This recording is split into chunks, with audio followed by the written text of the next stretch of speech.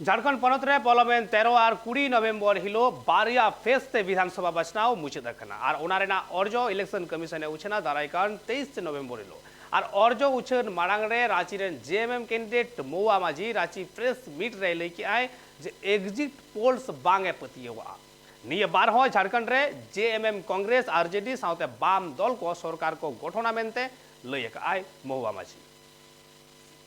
विश्वास नहीं करते हैं। पिछली बार आपने लोकसभा चुनाव में देखा कि कहाँ कुछ हुआ कुछ, और इस तरह से हर चुनाव में किसी पर्टिकुलर किसी गठबंधन की तरफ जो रुझान दिखाया जाता है, ये टीवी चैनल में आजकल इस तरह की चीज़ें आ रही हैं जिसका कोई औचित्य नहीं है। वो जनता चुपचाप अपना वोट करती है और ये सब आंकड़ों से हम बिल्कुल इत्तेफाक नहीं रखते हैं। बहुमत बिल्कुल हमारे जो इंडिया गठबंधन को दिया है, जेएमएम और कांग्रेस, राजद और वाम दलों की सरकार बनने वाली है, क्योंकि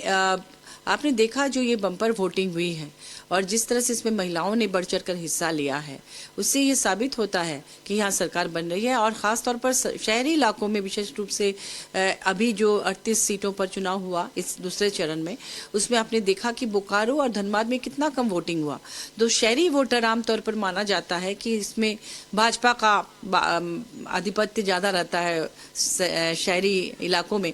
तो वहाँ पर वोटिंग बहुत कम हुई है। उनके वोटर तो निकले ही नहीं हैं, और जो निकले हैं वो झारखंड मुक्ति मोर्चा और इंडिया गठबंधन के वोटर हैं। और ये बिल्कुल एक बरगलाने जैसा ये जो भी आपका एग्जिट पोल है, क्योंकि देखिए तमाम जितने नेशनल चैनल्स हैं या दूसरे चैनल्स हैं उसमें आप देखेंगे कि उनका रुझान किसी पर्टिकुलर पार्टी की तरफ रहता है जो केंद्र में सत्ता पे रहती है,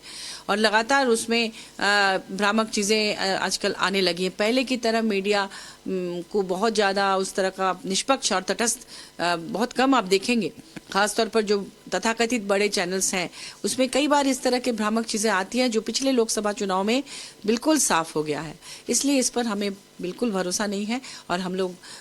जानते हैं और पूरा विश्वास है कि झारखंड में फिर से जेएमएम और कांग्रेस और राजद और वामपंथी दलों का इंडिया गठबंधन की सरकार आएगी।